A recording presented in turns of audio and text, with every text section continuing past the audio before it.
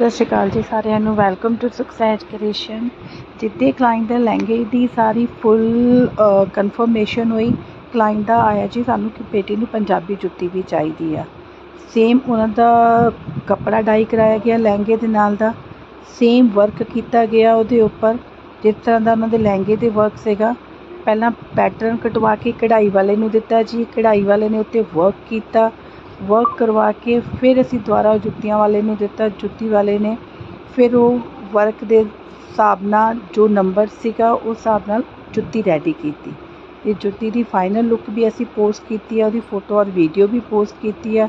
ਇਹ ਜੁੱਤੀ ਸਾਡੀ ਸੇਮ ਲਹਿੰਗੇ ਦੇ ਨਾਲ ਰੈਡੀ ਹੋ ਕੇ ਦਬਕਾ ਵਰਕ 'ਚ ਆਊਟਫਿਟ ਦੇ ਨਾਲ ਭੇਜੀ ਗਈ ਸੀਗੀ। ਜਿਨ੍ਹਾਂ ਦਾ ਲਹਿੰਗਾ ਗਿਆ ਉਹਨਾਂ ਦਾ ਇੰਗੇਜਮੈਂਟ